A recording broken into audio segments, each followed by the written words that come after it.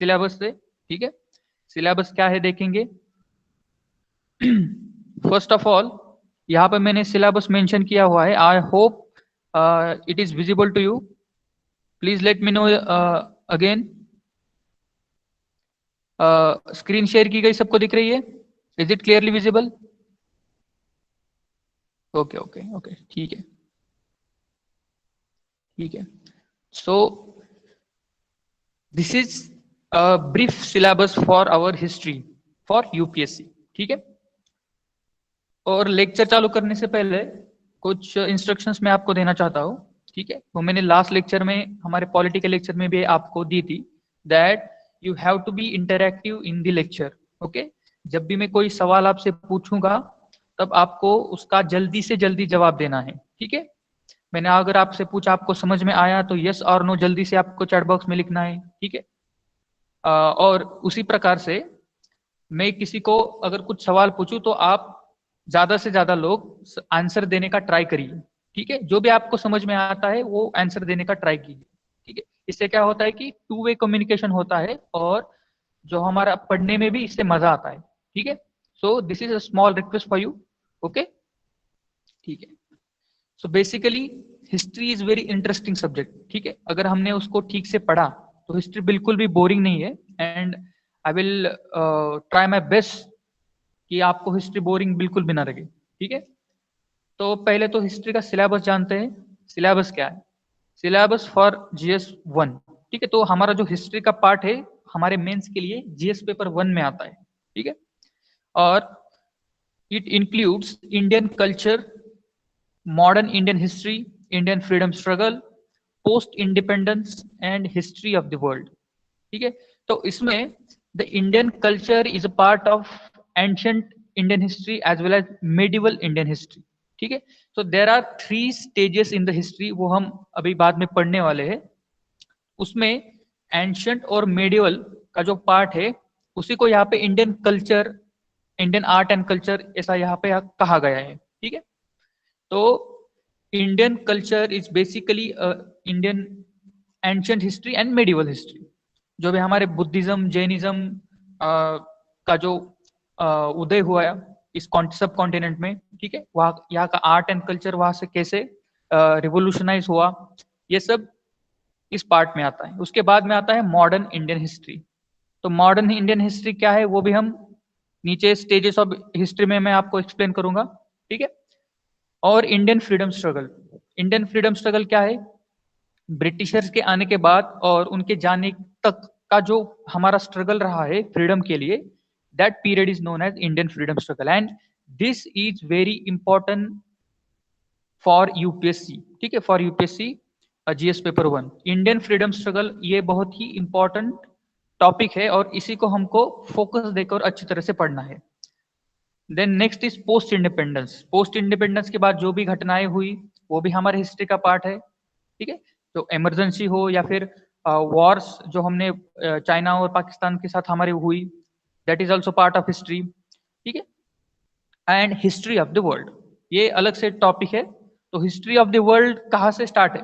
तो history of the world अगर हम स्टार्ट करें तो हमारे पृथ्वी का जब से जन्म हुआ तब से हम उसको स्टार्ट कर सकते हैं। And it is endless topic, history of the world. लेकिन यूपीएससी ने हमें बहुत ही सीधे शब्दों में कहा है कि हिस्ट्री हमें पढ़नी है 15वें 16वें शतक के बाद से, ठीक है। फ्रेंच रिवॉल्यूशन उसके बाद से हमको हिस्ट्री पढ़नी है। बहुत ही पुरानी रोमन एम्पायर वगैरह वगैरह हमको वो नहीं पढ़ना है, okay. So let's start. First of all let us try to understand the stages in the history. जैसे मैंने आपको यहाँ पे कुछ वर्ड्स का मैंने अभी इस्तेमाल किया कि ancient history, medieval history and modern history. So what are the stages in the history? So basically, history is categorized or divided into 3 chronological orders. Okay. So पहले ancient history. So basically ancient history वो period है, उस युग को ancient history बोला जाता है जो 6000 BC, ठीक है। BC का क्या मतलब है? ये बहुत ही बेसिक है। BC का मतलब बिफोर क्राइस्ट, ठीक है। क्राइस्ट का जन्म होने से पहले 6000 साल पहले से लेकर 650 AD, मतलब क्राइस्ट का जन्म होने के बाद 650 साल, ये जो पीरियड है इसे जनरली एंशिएंट हिस्ट्री कहा जाता है, ठीक है। तो उसमें हमारा बहुत ही अर्ली सिविलाइजेशंस, जो हमारे मानव का उत्क्रांति कैसे हुई, पहले हंटर गैदरर्स थे, गुफा में रहते थे, उस मानव से लेकर इंडस वैली सिविलाइजेशन में जो बड़ी बड़ी पुरानी हमारी सभ्यताएं थी, उनसे लेकर जो भारत में पहले हिंदू साम्राज्य बॉर्न हुए, चोलास, पांड्यास, या फिर मौर्य एम्पायर, मगध एम्पायर, ठीक है, फिर जैनिज्म आया, बुद्धिज्म आया, इस्लाम आया, ये जो पार्ट है वो पार्ट आता है एंशिएंट हिस्ट्री में, ठीक है। उसके बाद में 650 से लेकर जो 1700 का जो पीरियड है, basically this is period where which is dominated by Mughal era, okay. तो ये सारा पीरियड मेडिवल हिस्ट्री में आता है, और मेडिवल हिस्ट्री के बाद लगभग 1700 के बाद में उसके आगे का जो पीरियड है उसे बोलते हैं मॉडर्न हिस्ट्री, ठीक है। सो though we talk about ancient, medieval and modern periods in the history is a continuity, ठीक है। You have to remember this, that history एक continuity है. It is not always easy to distinguish clearly when one period ends and another begins. हम ऐसा नहीं कह सकते कि आज इस तारीख को, इस रात से मेडिवल हिस्ट्री खत्म हो गई और मॉडर्न हिस्ट्री चालू हो गई, ठीक है। एक पर्सपेक्टिव है, एक प्रकार का एक कंटिन्यूटी है। तो कुछ लोगों के हिसाब से मॉडर्न हिस्ट्री तब चालू होती है जब 1857 की जो फ्रीडम ऑफ इंडिपेंडेंस की जो जंग हुई, ठीक है, उसके बाद से कुछ लोग समझते हैं कि मॉडर्न हिस्ट्री, उसके बाद के पीरियड को मॉडर्न हिस्ट्री समझा जाना चाहिए। तो this is a debate between the historians, लेकिन हमें उसमें ज्यादा नहीं जाना है।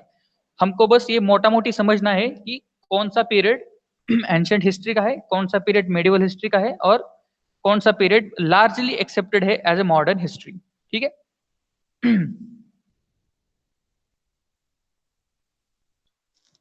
Okay,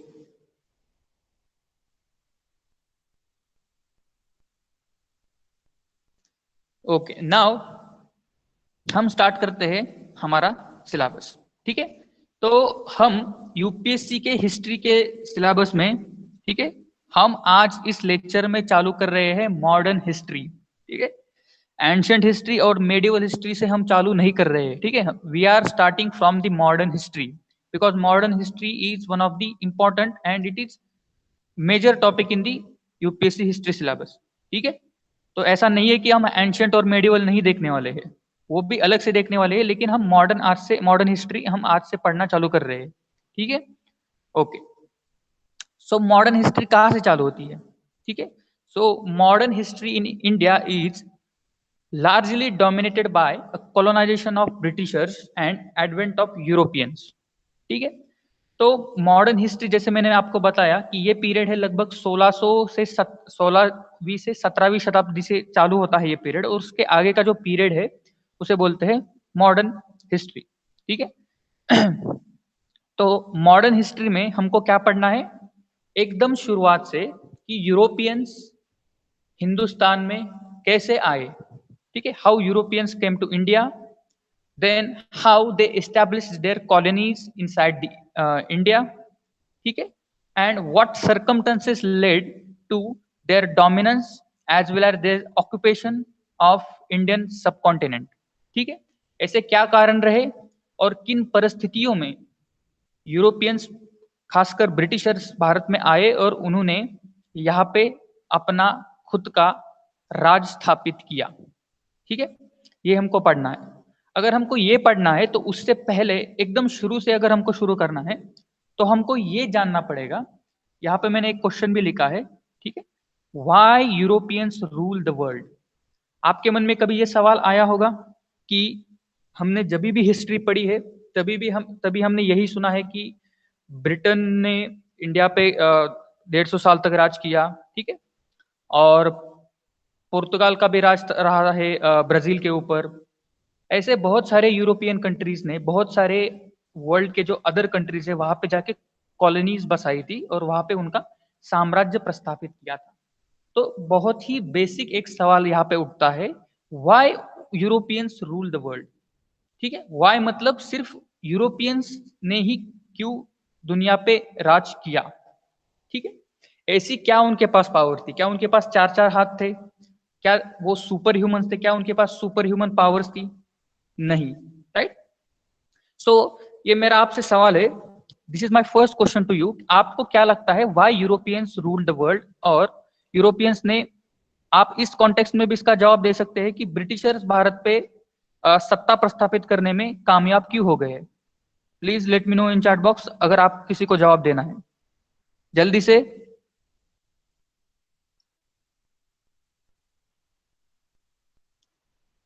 who want to answer this?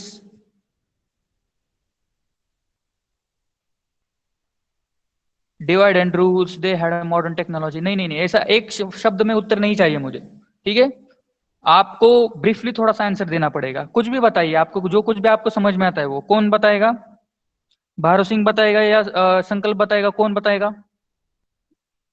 Try to speak up.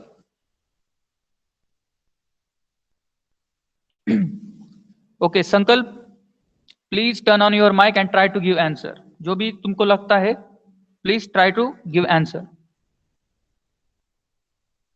Sir, Sankalp, can you repeat the question? okay, my question is why Europeans rule the world? ठीक है, why Africans not rule the world? Why Indians not gone to went to Europe and try to establish their colonies? ऐसा Europe में क्या था या क्या circumstances थे जिसकी वजह से यूरोपियंस ने पूरी दुनिया पे रूल किया? What do you think? Sir, Europeans were a bunch of monarchs. They were trying to find more resources around them Okay, that is because Europe was not that full of resources. okay. So because of trade, they came to many parts of the country, parts of the Okay, world, and okay, seeing that there was no organization or such in other countries, they tried okay. to organize it. They tried to organize it. Although they didn't, they just ruled there. Okay, very good. And देखिए, मैं इसीलिए आपको speak up करने के लिए ज़्यादा से ज़्यादा मैं प्रोत्साहित करता हूँ, क्योंकि आपको, आप पूरी तरह से आप उस आंसर देने की जब कोशिश करते हैं ना, तो आप पूरा अपना दिमाग लगाते हो, ठीक है, और यही आपको यूपीएससी में काम आने वाला है। और मैं आपको बताना चाहता हूँ कि अगर किसी को लैंग्वेज का प्रॉब्लम है, no problem, I am expecting answer from you in English और any other language, means Hindi और मराठी, ठीक है, जो मुझे समझ में आए। हिंदी, मराठी और इंग्लिश, इन तीनों से किसी भी आप भाषा में उत्तर दे सकते हैं। Very good answer Sankalp, now you can turn off your mic. तो संकल्प ने यहाँ पे कुछ बहुत ही अच्छे पॉइंट यहाँ पे रखे हैं, ठीक है। ओके, सो संकल्प ने एक पॉइंट यहाँ पे लिखा कि they were come for the resources, that is a point. Okay, और बाकी के कौन से पॉइंट है वो भी हम देखेंगे, लेकिन मैं आपको ये बताना चाहता हूँ कि why I put this question at in very first lecture. ये क्वेश्चन मैंने आपके पहले लेक्चर में ही और शुरुआत में ही क्यों रखा है, क्योंकि यूपीएससी का जो हम यूपीएससी का जब हम स्टडी करते हैं, तो हम जो स्कूल में पढ़ते थे या फिर हम यूनिवर्सिटी में पढ़ते थे, उससे थोड़ा सा अलग पढ़ना पड़ता है, ठीक है। यहाँ पे हर चीज को हमको समझना पड़ता है, कॉन्सेप्ट्स को समझना पड़ता है, और हर चीज को हमको व्हाई ये सवाल पूछना पड़ता है, ठीक है। अगर ऐसा हुआ तो क्यों हुआ, उसके पीछे के क्या रीजन थे, ऐसा हमको थोड़ा सा डीप में समझना पड़ता है, ठीक है। रटना कुछ नहीं है, ठीक है, you have to remember this, रटना कुछ भी नहीं है, यू हैव टू अंडरस्टैंड, आपको अंडरस्टैंडिंग लेवल आपकी बढ़ानी है, ठीक है। Okay, so why Europeans rule the world? तो इसके कुछ मोटा मोटी कारण से मैं आपको, रीजन से मैं आपको बताता हूं। पहला तो ये कारण है कि ट्रेड, ठीक है।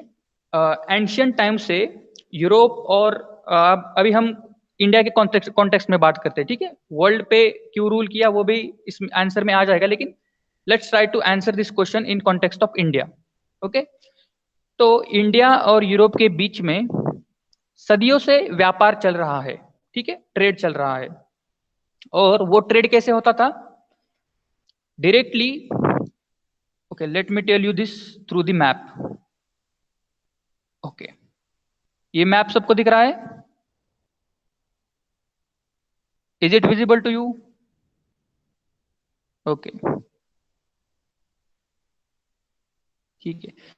तो ये जो मैप है यहाँ पे, इसमें जो रेड डॉट्स है, ठीक है, ये क्या इंडिकेट करते हैं? जो रेड एरोज है, ये इंडिकेट कर रहे हैं यहाँ पे जो ट्रेड रूट है यूरोप और इंडिया के बीच का, ठीक है, उसको यहाँ पे डिनोट कर रहे हैं।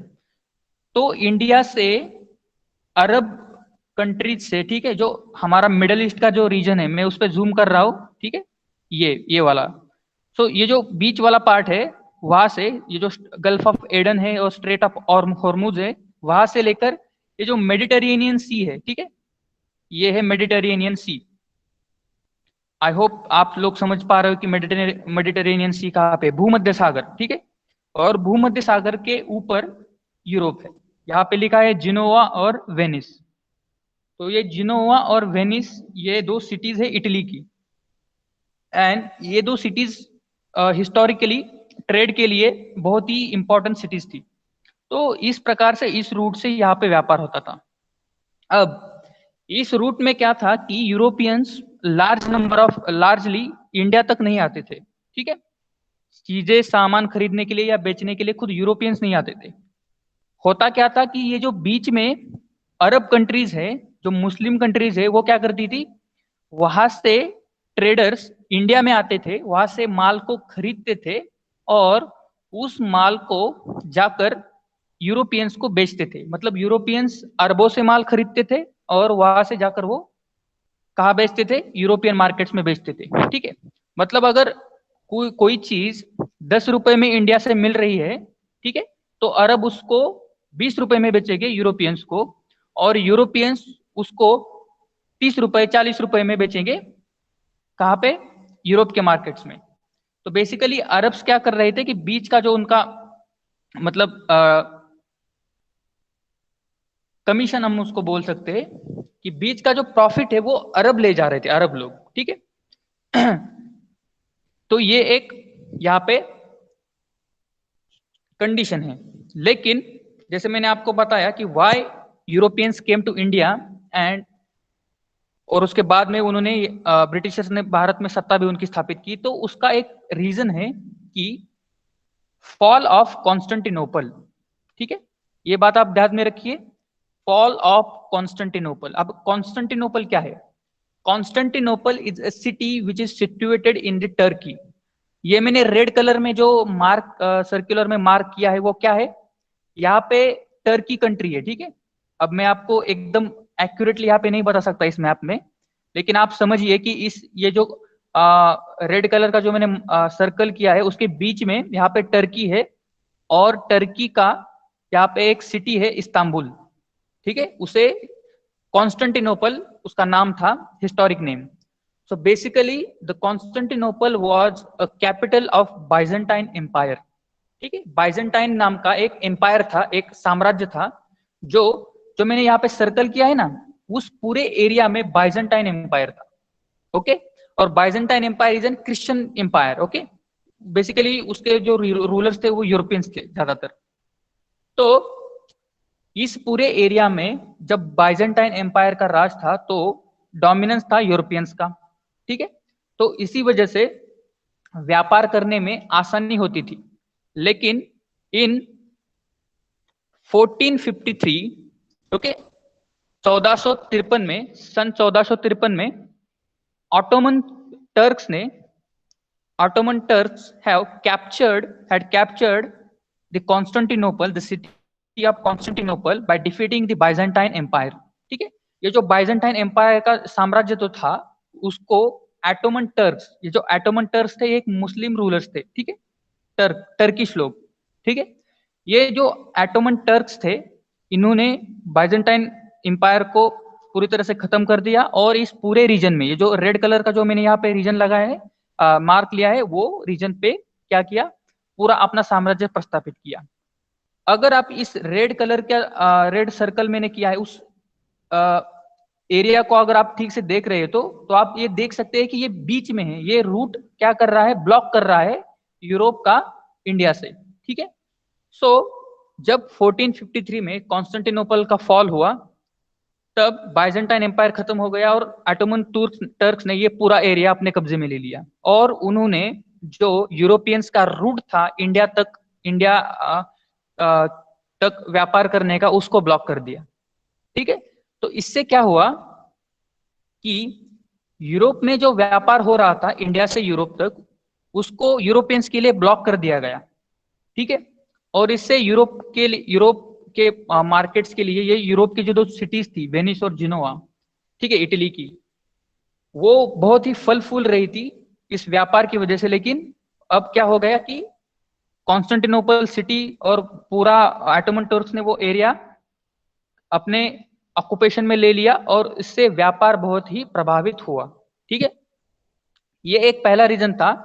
इसी वजह से यूरोपियंस को डायरेक्टली इंडिया में आने के लिए डायरेक्ट रूट उनको खोजने की उनको जरूरत महसूस हुई। ठीक है, तो यहाँ पे आप इस मैप में देख सकते हैं। ठीक है, तो एक एक पहला रीजन है कि यूरोपियंस इंडिया में इसीलिए आए कि वो बाईपास कर सके ऑटोमन एम्पायर को। ठीक है, और उसूल इसीलिए उन्होंने अपनी नेवीज तैयार की और इंडिया तक रूट खोजना चालू किया। ठीक है, अब उन्होंने कैसे खोजा वो हम बाद में देखेंगे, लेकिन हमारा सवाल क्या था कि why Europeans rule India, Britishers ने इंडिया में रूल कैसे किया। ठीक है, उनके पास क्या पावर्स थी। तो पहला हम ये पॉइंट देखेंगे कि कौन से सर्कमस्टेंसेस थे, क्या परिस्थितियां थी। तो एक परिस्थिति ये हो गई कि यूरो व्यापार, ठीक है, व्यापार डायरेक्टली इंडिया से नहीं हो रहा था, उनका प्रॉफिट लॉस हो रहा था, इसीलिए उन्होंने इंडिया में डायरेक्टली आने की कोशिशें चालू कर दी। That is the first reason. ठीक है, second reason was the period of renaissance. Okay, second reason was period of renaissance. अब ये पीरियड ऑफ रेनेसेंस क्या है? पीरियड ऑफ रेनेसेंस उसे बोलते हैं पुनर्जागरण का काल। ठीक है, रेनेसेंस का मतलब है कि रिवॉल्यूशन, आप इसको एक रिवॉल्यूशन इस शब्द से भी आप उसको समझ सकते हैं। तो यूरोप में 14वीं शताब्दी से लेकर 17वीं शताब्दी के बीच में एक रिवॉल्यूशन हुआ। ठीक है, ये कौन सा रेवोल्यूशन था? इसे बोलते हैं पीरियड ऑफ रेनेसेंस, मतलब वैचारिक क्रांति हुई वहां पे। ठीक है, इंटेलेक्चुअल रिवोल्यूशन हुआ। यूरोप के लोग इस पीरियड में उनका जो इंटेलेक्ट पावर था, उन्होंने मतलब उनके सोसाइटी में बहुत सारे रिफॉर्म्स हुए। ठीक है, यूरोपियंस भी बहुत ही पुराने ख्यालात वाले लोग थे। ठीक है, वो भी हमारी तरह इंडिया में रिलीजन या फिर गॉड, इन सारी चीजों में ऐसे जकड़ चुके थे। और जो प्रीस्टली, जो क्रिश्चियन जो प्रीस्ट होते हैं, ठीक है, उनके जो रीति रिवाज होते हैं, उन सभी में उस रिलीजन के पूरे सिस्टम में वो जकड़ चुके थे। ठीक है, वो खुला विचार नहीं कर पा रहे थे। लेकिन ये जो 14 to 17 सेंचुरी का जो पीरियड है, उसे बोलते हैं पीरियड ऑफ रेनेसेंस, उसमें वैचारिक क्रांति हुई। ठीक है, यूरोप में साइंस एंड टेक्नोलॉजी की तरफ लोगों का झुकाव बढ़ने लगा। ठीक है, अब ये पीरियड ऑफ रेनेसेंस क्या है, ये किस प्रकार से हुआ, वो हम वर्ल्ड हिस्ट्री में डिटेल में देखने वाले। लेकिन फिलहाल हमको सिर्फ ये समझना है कि in the period of renaissance there was intellectual revolution has happened and tilt towards the science of technology. And वहां के लोगों का साइंस एंड टेक्नोलॉजी की तरफ झुकाव बढ़ने लगा। एमरजेंस ऑफ मॉडर्न थिंकिंग होने लगी, लोग मॉडर्न थिंकिंग करने लगे। ठीक है, कि किस प्रकार से लोगों को उनके हक मिलने चाहिए। ठीक है, वहां पे वेरियस आइडियोलॉजीज डेवलप होने लगी। और इसका एक एग्जांपल मैं आपको बताता हूं कि यूरोपियंस किस प्रकार से मॉडर्न ख्यालों के थे। कि जब यूरोपियंस इंडिया में आए तो इंडिया की हालत ये थी कि सती प्रथा इंडिया में बहुत ही प्रचलित थी। आई होप यू रिमेम्बर सती क्या है। तो सती, आपको मालूम है कि किसी स्त्री का अगर हस्बैंड मर जाता है तो उसको जिंदा उस चिता पे जला दिया जाता था। तो इस प्रकार से लोग बहुत ही खराब परिस्थिति में, आइडियोलॉजिकली बहुत ही खराब परिस्थिति में हमारे इंडिया के लोग थे। लेकिन यूरोपियंस उस टाइम पे इंटेलेक्चुअली हमारे से ज्यादा वैचारिक मॉडर्न थे। ठीक है, उसका अगर एग्जांपल दिया जाए तो लॉर्ड विलियम बेंटिक, जो 1830 में इंडिया का गवर्नर जनरल बना, तो लॉर्ड विलियम बेंटिक ने इंडिया में सती प्रथा को बंद करने की कोशिश की और उसके ऊपर एक कायदा जो कानून बनाया। इंडियंस ने कोई कानून नहीं बनाया, ठीक है। यूरोपियंस ने इंडिया में आकर इस बहुत ही दर्दनाक प्रथा को बंद किया, ठीक है। मतलब यूरोपियंस वेर साइकोलॉजिकली और intellectually modern and very bright in compare to other world, ठीक है। वहां पे मॉडर्न टेक्नोलॉजी और मॉडर्न जो विचार थे उन लोगों में ज्यादा थे, ठीक है। So that was the reason कि Europeans were there were intellectual revolution in the period of renaissance, ठीक है। देन फॉल ऑफ कॉन्स्टेंटिनोपल, ये भी हमने एक रीजन देख लिया। और तीसरा रीजन है इकोनॉमिक डेवलपमेंट इन यूरोप, ठीक है। अगर विचारों का जब डेवलपमेंट होता है तो उसके साथ इकोनॉमिक डेवलपमेंट भी होती है, ठीक है। जब इंटेलेक्चुअल रिवोल्यूशन होता है, समाज में सामाजिक रिवोल्यूशन जब होता है तो उसके साथ इकोनॉमिक रिवोल्यूशन भी होता है। तो जैसे ही इंटेलेक्चुअल रिवोल्यूशन हुआ, साइंस एंड टेक्नोलॉजी बढ़ने लगी यूरोप में, तो एग्रीकल्चर जो यूरोप में हो रहा था वो मॉडर्न तरीके से होने लगा, ठीक है। Agriculture was going with some modern technologies, यानी इसकी वजह से एग्रीकल्चर जो प्रोड्यूस है वो बढ़ने लगे, ठीक है। यूरोप में उनका जो एग्रीकल्चरल, पहले अगर 1 एकड़ में अगर 10 बोरे अगर गेहूं उगाते थे तो वो 50 बोरे गेहूं उगाने लगे, क्योंकि मॉडर्न टेक्नोलॉजी का इस्तेमाल करने लगे और वेल्थ क्रिएट होने लगी यूरोप में, ठीक है। अगर वेल्थ क्रिएट होती है तो क्या होता है, डिमांड बढ़ती है, ठीक है। लोगों के पास अगर पैसा आने लगता है तो लोग डिमांड करते हैं अलग अलग चीजों के लिए। तो इसलिए यूरोप में यूरोपियंस पूरे वर्ल्ड में व्यापार के लिए दूर दूर तक जाने लगे, ठीक है। और उसी पीरियड में जो यूरोप की जो बड़ी बड़ी समुद्र में जो शिप्स होती है, वो शिप्स बनाने की टेक्नोलॉजी भी यूरोप में आ चुकी थी। इसी वजह से वो दुनिया के किसी भी कोने में जाने की उनके पास सलाहियत हासिल हो गई थी और टेक्नोलॉजी उनके पास आ गई थी, ठीक है। इसी वजह से यूरोपियंस और उन्होंने बहुत सारे जो मॉडर्न जो हथियार थे, जो वेपन थे, वो भी उन्होंने डेवलप कर लिए थे, ठीक है, as compare to other world. और एक डिसिप्लिन और एक प्रकार का मॉडर्न ख्याल उनके पूरे एरिया में, पूरे उनके सब कॉन्टिनेंट में लोगों के मन में थे, ठीक है। तो ये सारे कुछ रीजंस है, इसी वजह से यूरोपियंस पूरे वर्ल्ड पर या फिर इंडिया में कुछ फ्यू नंबर में ही ब्रिटिशर्स थे यहाँ पे आए थे, ठीक है। एक व्यापार के लिए इंडिया में आए थे, लेकिन फिर भी जो इंडिया के बड़े बड़े साम्राज्य थे, मुगल साम्राज्य और बहुत सारे जो साम्राज्य थे, उनको डिफीट करके इंडिया में अपनी सत्ता स्थापन करने में वो कामयाब हो गए, इसी वजह से, ठीक है। I hope you understand this, ठीक है। Okay, do you have any doubt regarding this?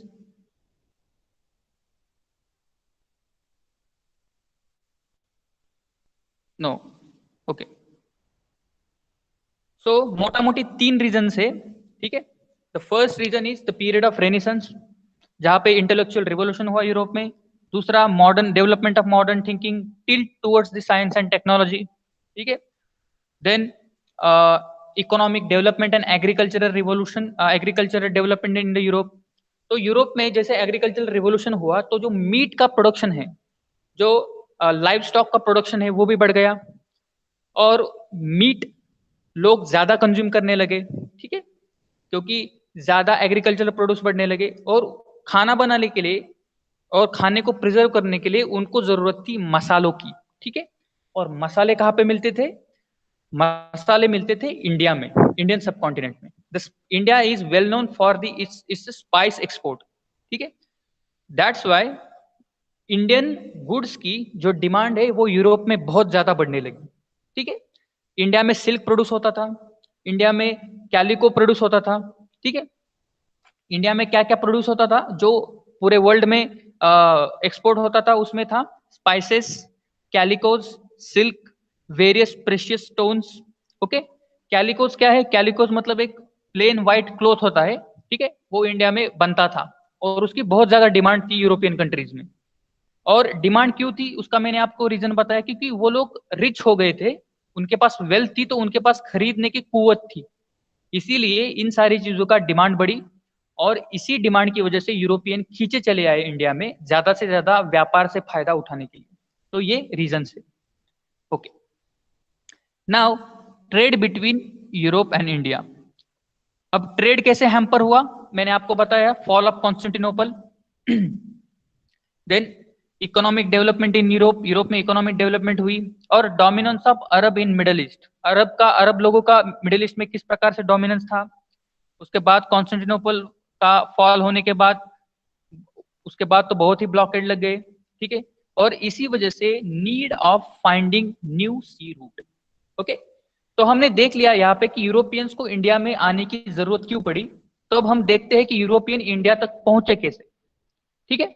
तो फिर से एक बार ये मैप आपको मैं ये मैप बता देता हूँ, दिखा देता हूँ। तो इस मैप में आप देख सकते हो कि यहाँ पे जो रेड कलर का जो रीजन है वो है एटोमन टर्क्स का एरिया, उन्होंने वो एरिया कैप्चर कर लिया और ये जो पूरा ट्रेड रूट है वो हैम्पर हो गया।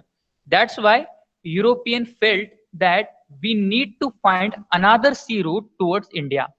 इंडिया तक डायरेक्टली अरब लोगों को बाईपास करके जाने का कोई तो दूसरा रास्ता हमें ढूंढने की जरूरत है। और इसी वजह से यहाँ पे आप देख सकते हो इस मैप में इजीली कि यूरोप से इंडिया तक ये जो अफ्रीका के साउथ से इंडिया तक रास्ता खोजने की जो होड़ है, जो रेस है, वो यूरोप में चालू हो गई, ठीक है।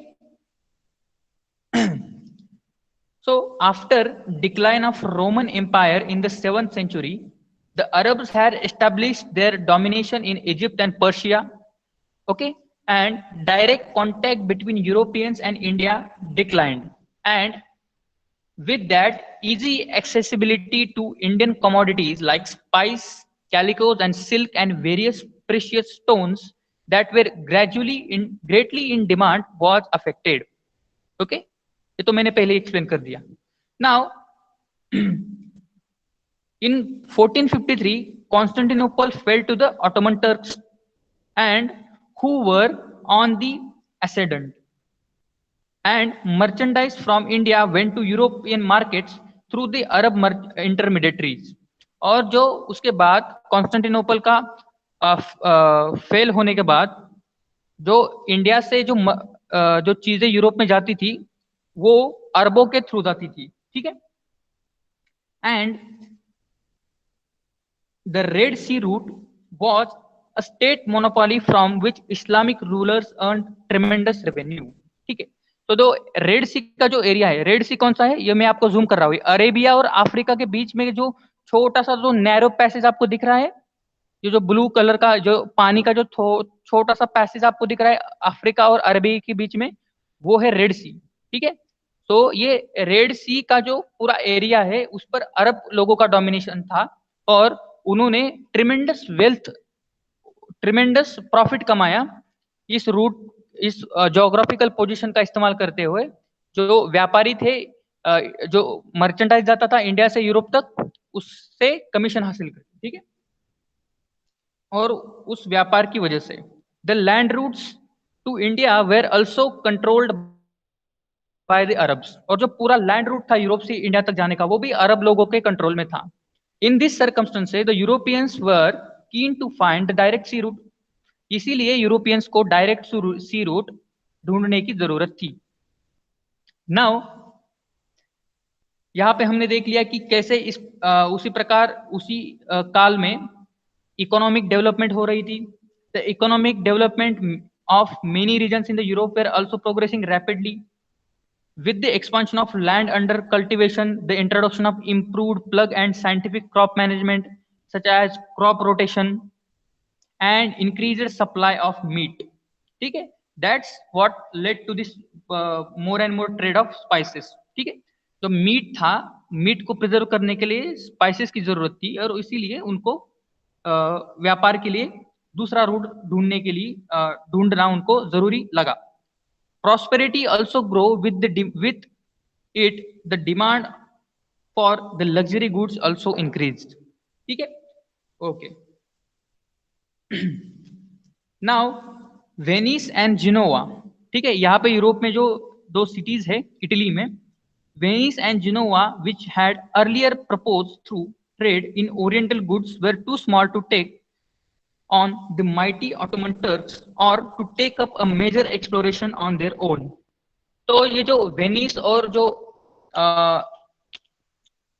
जिनोवा, ये जो दो सिटीज थी, वहां के जो व्यापारी थे, ठीक है, वो व्यापारी इतने ताकतवर नहीं थे कि वो ऑटोमन टर्क से जाकर लड़े और वो पूरा सा रूट है उस पर अपना फिर से डोमिनेंस प्रस्थापित करे, ठीक है। तो इसीलिए उन्होंने क्या किया कि बाकी के जो यूरोप के लोग थे, बाकी के जहाँ पे इंडस्ट्रीज और जो शिप बिल्डिंग के इंडस्ट्रीज या शिप बिल्डिंग के जो फैक्ट्रीज लग रही थी, उन लोगों को प्रोत्साहित करना चालू कर दिया कि हम आपको पैसे प्रोवाइड करते हैं, आप जहाज बनाइए, आप ऐसी टेक्नोलॉजी डेवलप कीजिए और इंडिया तक जाने का सी रूट डेवलप कीजिए, ठीक है। डायरेक्टली अरबों को बाईपास करके आप ऐसा रूट ढूंढना चालू करिए जो डायरेक्टली इंडिया तक जाता हो, ठीक है। तो ये जो व्यापारी थे, ये जो धनी लोग थे यूरोप के, इन्होंने पैसा एक्युमुलेट करना चालू कर दिया और जो जो लोग शिप बिल्डिंग के इंडस्ट्री में थे, ठीक है, उनको प्रोत्साहित करना चालू कर दिया। और इसी की बदौलत बहुत सारे जो यूरोपियंस थे वो इंडिया के तरफ का दूसरा रास्ता जो सी रूट है उसको ढूंढने की कोशिश कर रहे थे, ठीक है। और एक और जो चीज थी कि उस टाइम पे एक रिलीजियस वॉर चल रहा था यूरोप और सॉरी क्रिश्चियन और मुस्लिम्स के बीच में, ठीक है। और इसी वजह से यूरोपियंस क्या थे, वो मुस्लिम रूलर्स से बहुत नफरत करते थे और इसी वजह से उनको ये भी एक रीजन था कि उनको डायरेक्टली एक रूट ढूंढना था इंडिया तक आने का, मुस्लिम रूलर्स को बाईपास करके, ओके। तो उस टाइम पे जो पोर्तुगाल का एक किंग था, उसका नाम था प्रिंस हेनरी ऑफ पोर्तुगाल, ठीक है।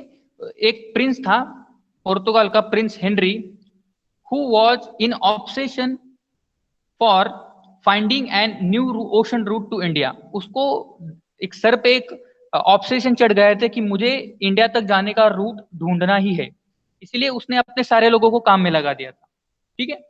लेकिन ये पॉसिबल कब हो पाया? It was in 1487 that a Portuguese navigator Bartholomew Dias rounded the Cape of Good Hope in Africa and sailed up the eastern coast. He was well convinced that the long sought after the sea route to India had been found. Okay, so 1487 में क्या हुआ कि पोर्तुगाल से, ठीक है, यहाँ पे मैं जूम कर रहा हूं, ये पोर्तुगाल से बॉर्सिलोमा डायस अपनी शिप लेकर निकला और केप ऑफ गुड होप, ये जो अफ्रीका का साउथर्न मोस्ट पॉइंट है उसे केप ऑफ गुड होप बोलते हैं, ठीक है, उसको राउंड करके वो ईस्टर्न कोस्ट पे पहुंचा अफ्रीका की, ठीक है। और उसके बाद उसको ये पता चल गया कि यहां से इंडिया तक हम इजीली जा सकते हैं। लेकिन इंडिया तक पहला पहुंचने वाला यूरोपियन बाय सी रूट कौन था? वो था वास्को द गामा, ठीक है। सो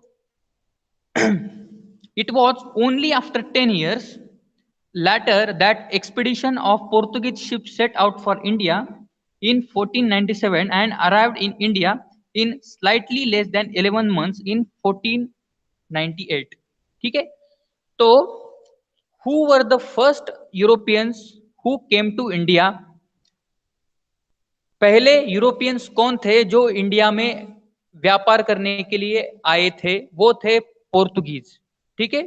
ये आपको ध्यान में रखना है, Portuguese were the first people who came to India and who found out the route between Europe and India through sea, ठीक है।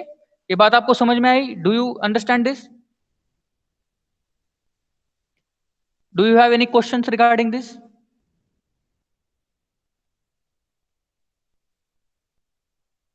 ओके, सो पोर्टुगीज पीपल, ठीक है, people of Portugal were the first people who came to India. ठीक है, जो सी root से India तक आने वाले पहले लोग कौन थे? पोर्तुगीज थे। ठीक है, अब यही से हमारा सिलेबस स्टार्ट होता है। ठीक है, नाउ हमको देखना है, तो इंडिया में बहुत सारे यूरोपियंस आए थे। ठीक है, इंडिया में पोर्तुगीज भी आए, इंडिया में डच भी आए, इंडिया में फ्रेंच भी आए, इंडिया में ब्रिटिशर्स भी आए, लेकिन एट द एंड इंडिया में सत्ता किसने प्रस्तावित की? इंडिया में रूल किसने किया? 150 साल तक इंडिया में रूल किया ब्रिटिशर्स ने। ठीक है, पोर्तुगीज और फ्रेंच लोगों की भी कुछ छोटी छोटी कॉलोनीज थी। ठीक है, जैसे गोवा, गोवा पोर्तुगीज के हाथ में था इवन 1960s तक। ठीक है, Portuguese were the first people who came to India and they were also the last people uh, who gone from India। ठीक है, तो पोर्तुगीज पहले लोग थे जो इंडिया में आए, यूरोपियंस, और पोर्तुगीज इंडिया से जाने वाले भी आखिरी थे। ठीक है, तो हमको इस चैप्टर में, जो पहला हमारा चैप्टर है इस हिस्ट्री का, मॉडर्न हिस्ट्री का, उसमें हमको क्या पढ़ना है कि जो वेरियस यूरोपियन पीपल इंडिया में किस प्रकार से आए, पोर्तुगीज, डच, फ्रेंच और इंग्लिश, उन्होंने किस प्रकार से अपनी कॉलोनीज और फैक्ट्रीज यहाँ पे डोमिनेंस अपना क्रिएट करना कैसे स्टार्ट किया, और उनको उनके आपस में भी वॉर्स हुए। ठीक है, इंडिया में डोमिनेशन करने के लिए उनके आपस में बीच में भी बहुत कंपटीशन था। पोर्तुगीज, फ्रेंच और बाकी ब्रिटिश जो व्यापारी थे या फिर लोग थे, उनके आपस में बीच में भी बहुत खूनी संघर्ष हुआ है, उसके भी बारे में हमको जानना है। तो पहले हम स्टार्ट करते हैं कि the Portuguese in India. So as I have told you that Portuguese were the first people who came to India. तो कौन सा वो व्यक्ति था जो पहले इंडिया में आया? वो था वास्को द गामा। ठीक है, तो वास्को द गामा कैसे इंडिया में आया? तो इस रूट से आया। ठीक है, मैं आपको यहाँ पे दिखा देता हूं। ये जो पिंक कलर की लाइन है यहाँ से, ठीक है, वॉयज टू इंडिया 1497। ठीक है, यहाँ और 1498 इंडिया में यहाँ पे पहुंचा है। तो ये जो रूट है वो क्या डिनोट कर रहा है? ये वास्को द गामा जिस रूट से इंडिया में आया, ये यहाँ पे डिनोट कर रहा है। तो यहाँ पे आप क्लियरली देख सकते हो कि किस प्रकार से जो ट्रेडिशनल और कन्वेंशनल जो रूट था यूरोप और इंडिया के बीच में, उसको उन्होंने बाईपास कर दिया। ठीक है, अभी अरब लोग बीच में है ही नहीं, अरब लोगों से उनको नेगोशिएट करने की जरूरत भी नहीं, क्योंकि उन्होंने डायरेक्टली इंडिया तक जाने का सी रूट ढूंढ लिया। ओके, सो पोर्तुगीज, अभी हमको पढ़ना है पोर्तुगीज लोगों के बारे में, पोर्तुगीज कॉलोनाइजेशन के बारे में इंडिया में। तो quest of discovery of land through sea routes in India. So Vasco da Gama was the first who came to India by sea route. Okay, the arrival of 3 ships under Vasco da Gama, led by a Gujarati pilot named Abdul Majid at Calicut in May 1498. ठीक है, सो Vasco da gamma 1498 में, ठीक है, in 1498 में India में पहुंचा। India में कहां पे पहुंचा? वो जो हमारा केरला का जो स्टेट है, वहां का जो कालीकत नाम का जो बंदर है, ठीक है, एट द पोर्ट ऑफ कालीकत। अभी कालीकत का उसका नाम कोझिकोडी है। ठीक है, आज की जो कोझिकोडी सिटी है केरला की, जो सी से लग के है, ठीक है, समुद्र से लग के जो सिटी है केरला की, उस जगह पे वास्को द गामा पहली बार शिप लेकर इंडिया में आया। ठीक है, और उसका जो शिप थी, उसको मदद किसने की? एक गुजराती पायलट था। ठीक है, उसका नाम था अब्दुल माजिद। उसने वास्को द गामा की मदद की इंडिया में कालीकत में पहुंचने के लिए। ठीक है, और जब वो कालीकत में पहुंचा, तो उस एरिया पर कौन सा राज्य का राज था? जैमोरिन। ठीक है, in 1498 the ruler named as Zamorin, और उसको एक और नाम से भी जाना जाता है, सामुथिरी। ठीक है, सो जैमोरिन जो रूलर था इंडिया का, वो एक हिंदू रूलर था। उसने वास्को द गामा को बहुत ही अच्छे तरह से वेलकम किया। ठीक है, अभी उसको उसको पता नहीं था कि आगे जाकर यही जो पोर्तुगीज है वही उसके नाक में दम करेंगे। ठीक है। लेकिन जब वो पहली बार आया था वास्को द गामा, तो Zamorin was the ruler of Calicut and he welcome the Vasco da Gama in very passionate way, ठीक है। However, he had no apprehensions as to the Europeans' intentions. Zamorin को यूरोपियंस के इंटेंशंस के बारे में कुछ भी पता नहीं था उस टाइम पे।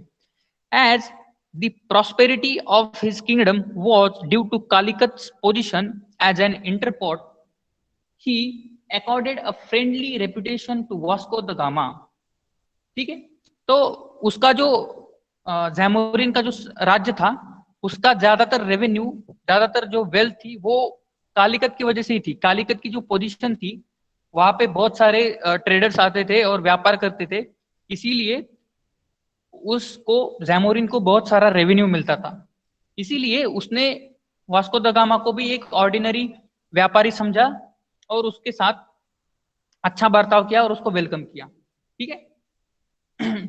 द अरब ट्रेडर्स, नाउ जब वास्को द गामा अरब्स को बाईपास करके इंडिया में पहुंचा, तो सबसे ज्यादा बुरा किसको लगा?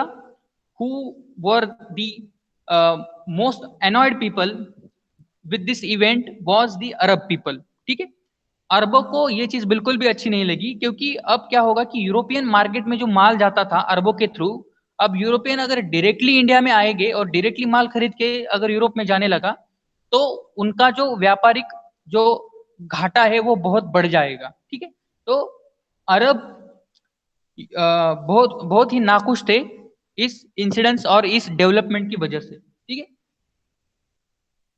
The Arab traders who had good business on the Malabar coast were apprehensive and were not keen on the Portuguese getting hold there. अरब लोगों को बिल्कुल भी अच्छा नहीं लगा कि पोर्तुगीज यहाँ पे आए हैं कालिकत में, इंडिया में, ठीक है।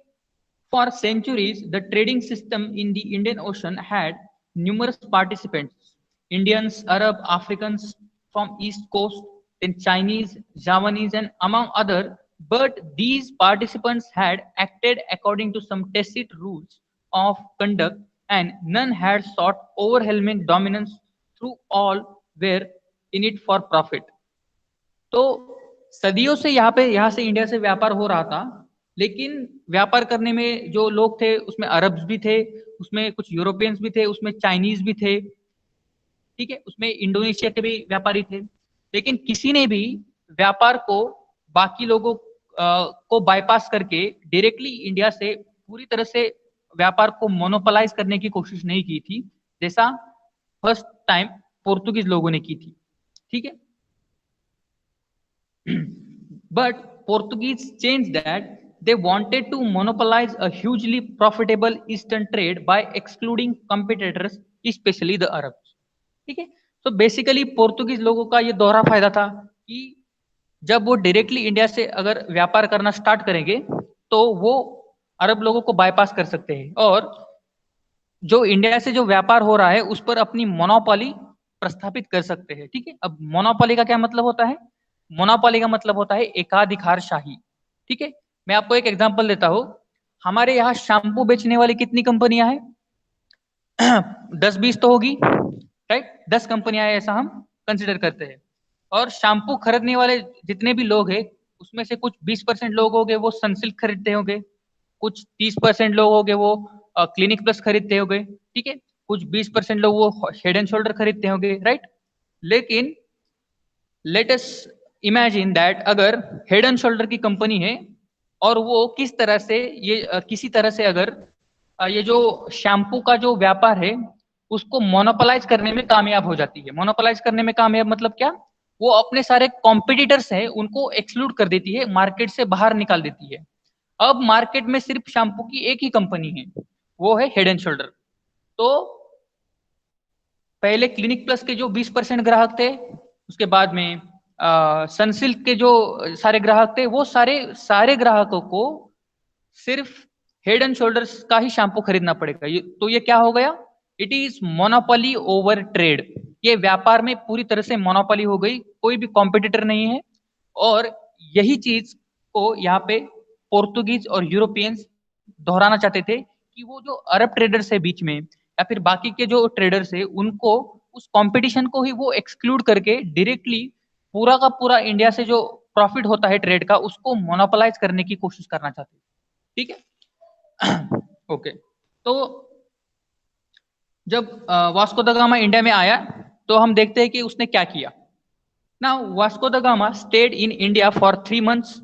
When he returned to Portugal, he carried back with him a rich cargo and sold the merchandise in the European market at a huge profit.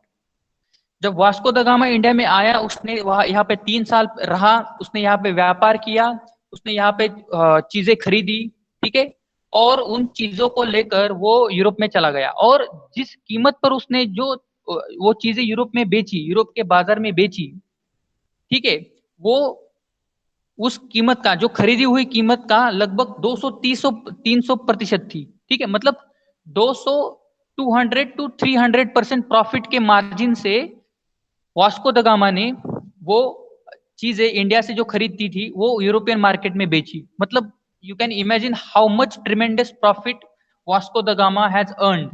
ठीक है, वास्को द गामा को कितना बड़ा प्रॉफिट हुआ इंडिया से डायरेक्टली जाकर सामान खरीदने का। ठीक है, और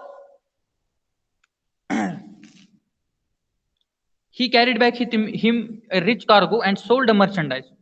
The importance of direct access to the paper trade was made clear by the fact that elsewhere the Europeans who had to buy through Muslim middlemen would have had to spend 10 times as much as for the amount of paper. ठीक है, अब paper क्या है हमको पता है, paper मतलब जो हमारा मसाले का एक पदार्थ है, ठीक है, ब्लैक पेपर हम उसको बोलते हैं। ठीक है, तो जो ब्लैक पेपर का जो ट्रेड है और यूरोपियंस को पहले अरबों से वो खरीदना पड़ता था। ठीक है, अरब इंडिया से खरीदते थे और यूरोपियंस को अरबों से खरीदना पड़ता था। लेकिन डायरेक्टली अगर वो इंडिया से खरीदते तो उनको 10 गुना कम कीमत देनी, 10 गुना ज्यादा प्रॉफिट हो जाता। ये चीज उनको पता लग गई। ठीक है, नाउ अभी यूरोपियंस क्या हो गए कि उनको ये चीज पता लग गई कि ये बहुत सारा बहुत अच्छा प्रॉफिट का बिजनेस है और इसीलिए यूरोपियन कंट्रीज में एक कंपटीशन शुरू हो गया इंडिया में जाकर व्यापार करने के लिए। ठीक है, now the voyage was undertaken by Pedro Alvares Cabral, ठीक है, to the trade for spices. Now एक और व्यापारी था पेड्रो अल्वारेज कैब्रल। ठीक है, उसने क्या किया, वास्को द गामा के बाद उसने इंडिया में आकर ही अराइव्ड इन इंडिया इन 1500। ठीक है, 1498 में वास्को द गामा इंडिया में आया। ठीक है, ये आपको थोड़ा सा याद रखने की जरूरत है, ये इंपॉर्टेंट ईयर है 1498। ठीक है, 1498 में वास्को द गामा इंडिया में आया और उसके 2 साल बाद ही कौन आया, पेड्रो कैब्रल। ये पेड्रो कैब्रल भी एक वास्को द गामा की तरह एक व्यापारी था और वो इंडिया में आया 1500 में। And there was an incident of conflict incident of conflict when the Portuguese factory at Calicut was attacked by locals, resulting in death of several Portuguese. In retaliation, Cabral seized a number of Arab merchant ships anchored in the harbor and killed hundreds of their crew, besides confiscating their cargo and burning the ships. ठीक है, तो जैसे मैंने आपको पहले ही बताया कि Arabs को ये चीज बिल्कुल भी पसंद नहीं आई थी कि यूरोपियंस डायरेक्टली इंडिया में आए हैं और वो हमको बाईपास करके व्यापार करने की कोशिश कर रहे हैं। इसी वजह से जब कैब्रल इंडिया में आया, ठीक है, पेड्रो कैब्रल जब इंडिया में आया 1500 में, तो वहां पे एक कॉन्फ्लिक्ट हो गया, एक छोटा सा इंसिडेंट, एक थोड़ा सा कॉन्फ्लिक्ट हो गया अरब्स और यहाँ पे कैब्रल का जो क्रू था उसके बीच में। और कैब्रल का जो क्रू है उस क्रू मेंबर को किसी मेंबर्स को वहां के लोकल लोगों ने और अरब लोगों ने मारा, ठीक है, किल किया। और उसके बाद में कैब्रल ने क्या किया कि जो अरब शिप्स थे उन अरब शिप्स को जला दिया। ठीक है, cargo and burn the hundreds of crew of Arabs were killed and their cargo was burned. ठीक है, now Calicut was bombarded by Cabral. Later, the Cabral succeeded in making advantageous treaties with the local ruler of Cochin and Kannauj.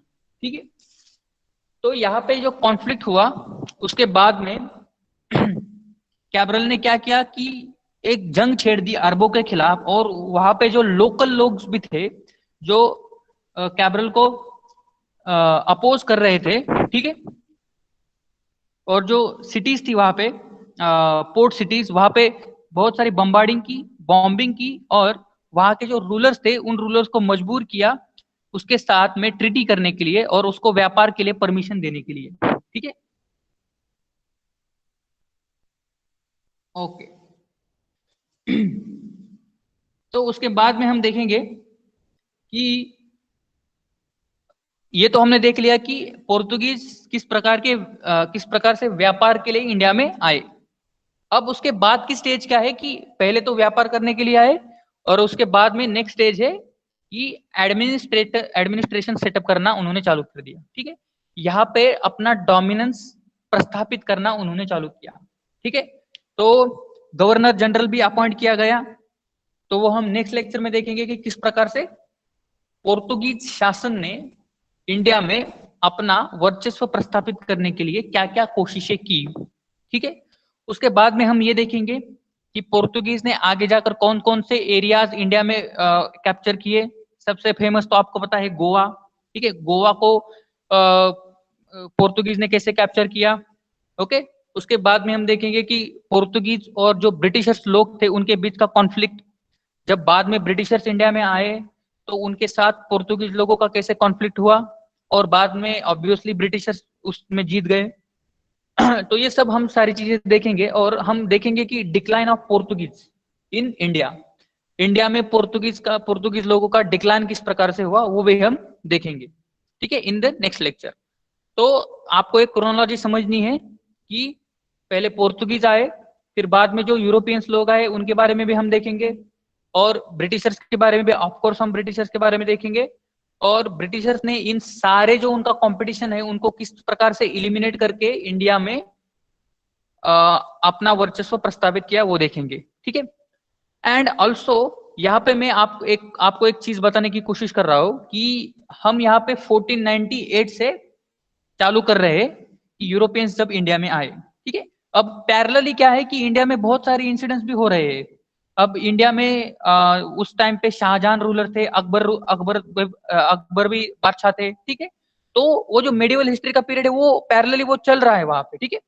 Akbar बादशाह का conflict Rana Pratap के साथ, वो history चल रही है इंडिया के पार्ट्स में, लेकिन हम यहाँ पे we are going to study the history in perspective of Europeans and Britishers, okay. तो 1498 में और 1500-1600 के यहाँ के जो सारे इंसिडेंट्स हैं वो हम सिर्फ यूरोपियंस के पर्सपेक्टिव से ही हिस्ट्री को पढ़ेंगे, ठीक है। Okay, I hope you understand this कि पैरेलली वहां पे इंडिया में बहुत सारी चीजें भी हो रही थी, लेकिन this is part of medieval history, तो हम वो मेडिवल के पार्ट में देखेंगे, okay. So this is it for today's lecture. So do you have any doubt? Do you have any doubt? If you have any doubt, you can ask me, otherwise you can leave the lecture.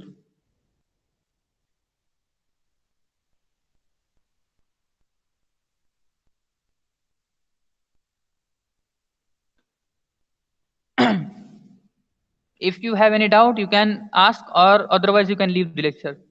Goodbye, everybody. Stay safe, stay home.